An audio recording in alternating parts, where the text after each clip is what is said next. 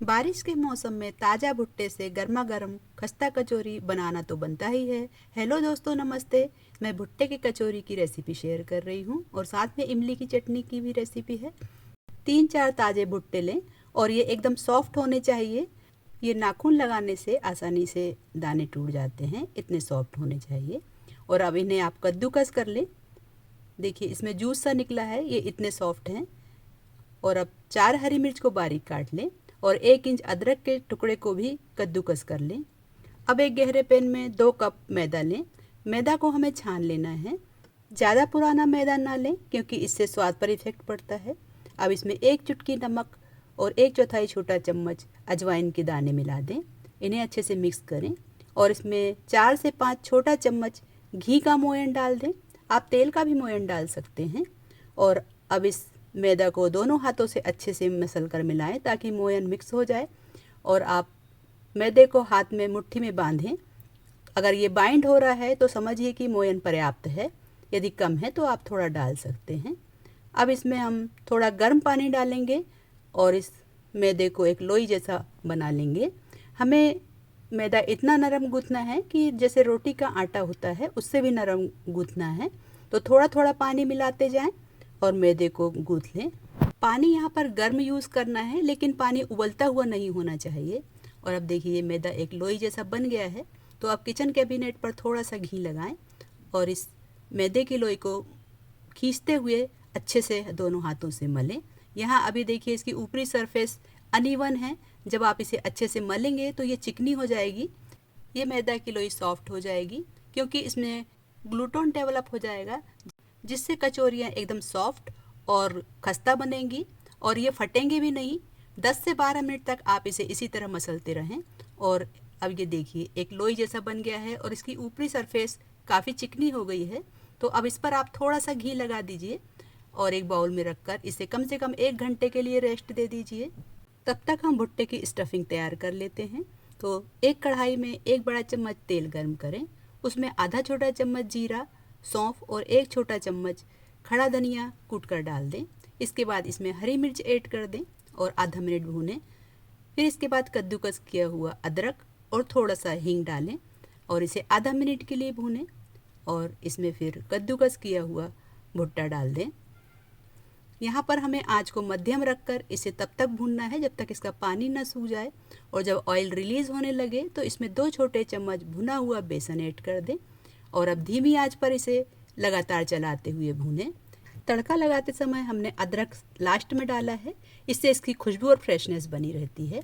और अब ये स्टफिंग भुन चुकी है तो इसमें आधा छोटा चम्मच अमचूर पाउडर, आधा छोटा चम्मच लाल मिर्च पाउडर, 2-3 चुटकी हल्दी और स्वाद के अनुसार नमक ऐड कर दें। और इसमें थोड़ा सा गरम मसाला भी ऐड कर दें और हैंडफुल धनिया की पत्तियां डाल दें और फ्लेम को ऑफ कर दें।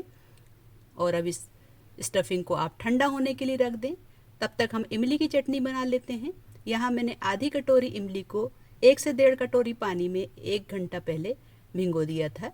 तो अब इस इमली को आप अच्छे से मसल लीजिए और इसे छान दीजिए ताकि इसका पल्प निकल जाए और रेशा अलग हो जाए। तो एक गहरे बर्तन में मैंने इसे छान लिया है। और अब इसमें हम 1.5 छोटे चम्मच गुड़ का पाउडर, थोड़ा सा नमक, थोड़ी सी लाल मिर्च डालेंगे और इसे अच्छे से मिक्स कर दें।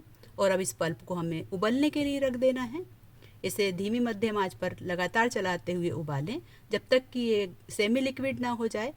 और जब ये गाढ़ी हो जाए तो फ्लेम ऑफ कर दें और थोड़ा ठंडा होने पर इसमें आधा छोटा चम्मच भुना जीरा पाउडर, आधा छोटा चम्मच काला नमक और आधा छोटा चम्मच चाट मसाला डाल दें। और इसकी खुशबू इतनी बढ़ गई है कि मुंह में पानी आ रहा है। बस आप इसे एक बाउल में निकाल लीजिए। ये चटनी तैयार हो चुकी है और स्टफिंग भी अब देखिए एकदम ठंडी हो गई है और ये दानेदार हो गई है। इसी तरह की स्टफिंग हमें बनाना था। और अब हम इसके छोटे छोटे बाउल्स बना लेंगे। स्टफिंग हमें कम ही भरना है क्योंकि ज़्यादा स्टफिंग से वज़न की वजह से कचौरियाँ फूलती नहीं हैं। और स्टफिंग में हमें मसाला थोड़ा तेज़ ही रखना है क्योंकि ऊपर से मैदे की लेयर भी आएगी जो तीखेपन को बैलेंस करेगी। अब मैदे की लोई को देख लेते हैं। 1 घंटा रेस्ट देने से ये मैदा अच्छे से ढल गया है, एकदम सॉफ्ट हो गया है। इसे 4-5 मिनट आप हाथों से अच्छे से मिक्स कर लें। और अब देखिए इसकी ऊपरी सतह एकदम इवन है। इसमें ग्लूटोन डेवलप हो गया है और ये कचौरी बनाने के लिए परफेक्ट सॉफ्ट आटा बना है। कचौरी का आटा हमें समोसे की तरह हार्ड नहीं चाहिए होता है, नरम चाहिए होता है। तो अब हम इसमें से एक छोटी सी लोई काटेंगे और इसे हाथों पर दबाते हुए गोल शेप दे दें। आप एक साथ भी लोई काट सकते हैं। आप इतने मैदे से 12 कचौरी बना सकते हैं। अब मैदे की लोई को अंगूठे और उंगली की सहायता से किनारे पर दबाते हुए पतला और बड़ा कर लें और बीच में ये मोटी होना चाहिए। अब बीच के मोटे हिस्से पर स्टफिंग रख दें और अब सारे किनारे को 1 बाई 1 एक के ऊपर एक रखते जाएं। ये एक कटोरी का रूप ले लेगा और जब ये थोड़ा छोटा साइज में हो जाए तो स्टफिंग को अच्छे से दबा दें और ऊपर की तरफ से आप मैदे की किनारों को सील करते जाएं। जब आप सील करें तो लास्ट में जब थोड़ा सा हिस्सा बचे तो आप अंदर उंगली डालकर स्टफिंग को थोड़ा फैला दीजिए ताकि इसके अंदर एयर के लिए जगह बन जाए। इससे कचौरियाँ अच्छे से फूलेंगी और फटेंगी भी नहीं। और अब पूरी मैदे की लेयर्स को आप बंद कर दीजिए और अंगूठे की मदद से गोल गोल घुमाते जाइए, जिससे ये एकदम सील हो जाएगी और बचे हुए मैदे को किनारे की तरफ लाकर चिपका दें। और अब एक छोटी चम्मच से बीच में से हल्के से दबाएं और इसके बाद मिडिल से साइड की तरफ आप इसे दबाते हुए कचौरी के साइज का बना लें। आपको जितनी बड़ी कचौरी रखना है आप उतना बड़ा साइज दबाते हुए बना लें। यदि आप हाथ से लोई को बड़ा नहीं कर सकते हैं तो आप इसे बेल कर भी स्टफिंग भर सकते हैं, लेकिन ध्यान रखें कि जब आप इसकी पूरी बेलें तो इसमें बीच में मोटी होना चाहिए और किनारे पर पतली होना चाहिए और इसे अच्छे तरीके से सील करें जिससे कि कचौरी फटे ना। बेलते समय मैदे की पूरी को बीच में मोटा रखने से कचौरियाँ बहुत अच्छी फूलती हैं। आप इसमें स्टफिंग भरकर सील करने के बाद दोनों हाथों से दबाकर भी इसे कचौरी के साइज का बना सकते हैं। मतलब कचौरी बनाने के आपके पास 2 से 3 ऑप्शन हैं, आप मनचाहा ऑप्शन चूज़ कर लें। और यहाँ मैंने तीनों तरीके से कचौरी को तैयार कर लिया है। और अब एक पैन में तलने के लिए तेल डालें और तेल को एकदम हल्का ही गर्म रहने दें। मतलब ये गुनगुना ही होना चाहिए, तेल को बहुत अधिक गर्म नहीं करना है।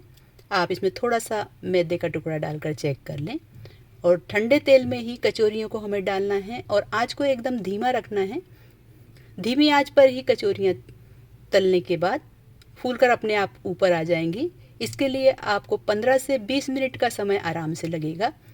और यहाँ देखिए मैंने कचौरियाँ ठंडे तेल में डाल दी हैं और ये धीमे धीमे फ्राई हो रही हैं और ऊपर आ रही हैं। एक समय के बाद ये अपने आप ऊपर आ जाएंगी। यहाँ पर आँच हमें धीमी ही रखना है। यहाँ मैं धीमी आँच में ही देखिए तल रही हूँ, आँच को बिल्कुल भी तेज़ नहीं करना है। और अब ये कचौरियाँ देखिए फूलकर ऊपर आ चुकी हैं। लगभग इसमें मुझे 15 से 20 मिनट लगा है। तो बस आप इन्हें अब पलट दीजिए और धीमी मध्यम आंच करते हुए इन्हें सुनहरा होने तक तल लीजिए। और ये कचौरियाँ एकदम अच्छे से फूल गई हैं और इसमें कहीं भी क्रैक्स नहीं हैं और ना ही इसकी स्टफिंग बाहर आ रही है। कचौरियों को हमें डीप फ्राई करना है और अब ये सुनहरी हो चुकी हैं तो अब हम इन्हें कढ़ाई से बाहर निकाल लेते हैं। दोस्तों, जब आप दूसरा बैच फ्राई करेंगे तो आप गर्म तेल में नहीं डालेंगे जब तक तेल बिल्कुल ठंडा ना हो जाए, इसलिए तेल को ठंडा होने दीजिए और इसके बाद फिर दोबारा बैच में आप कचौरियाँ डालिए। गर्म तेल में तलने से क्या होगा कि कचौरियाँ ऊपर तो सुनहरी हो जाएंगी लेकिन अंदर की तरफ मैदा एकदम कच्चा रहेगा और जब आप इसे खाएंगे तो ये आपके दांतों में स्टिक होगा। इसलिए बहुत धीरज के साथ आप कचौरी बनाएं और जब आपके पास पर्याप्त समय हो तभी आप घर में कचौरियाँ बनाइए, क्योंकि इनको बनाने में थोड़ा ज़्यादा समय लगता है। एक तो फ्राइंग में समय लगता है, दूसरा तेल को बार बार ठंडा करना पड़ता है, तभी कचौरियाँ अच्छी बनती हैं। अब हम कचौरी को तोड़ कर देख लेते हैं। तो इसमें देखिए अंदर की तरफ मैदे में लेयर्स दिख रही हैं, मतलब ये कचौरी एकदम खस्ता बनी है। आप इसकी पपड़ी को हाथ में लेकर थोड़ा सा अंगूठे से दबाइए, एकदम दाने दाने बिखर जाएगी। यदि ये दाने में बिखर रही है तो समझिए कि कचौरी एकदम खस्ता बनी है। और यहाँ देखिए ये एकदम दानेदार बिखरी हुई है। तो अब आप एक बाउल में कचौरी को तोड़ कर रखिए और उसमें हरी चटनी डालिए। हरी चटनी के वीडियो मेरे चैनल पर है, आप देख सकते हैं। और इसमें तैयार की हुई इमली की चटनी डालिए, थोड़ा दही डालिए, थोड़े से कटे हुए प्याज और थोड़ी चुटकी भर लाल मिर्च और काला नमक डालें और तीखी से और हरी मिर्च से इसे गार्निश करें। टेस्टी कचौरी तैयार है। इसे इमली की चटनी के साथ भी खा सकते हैं। दोस्तों, वीडियो अच्छी लगी हो तो लाइक करें, शेयर करें और चैनल को सब्सक्राइब करें। Thank you for watching.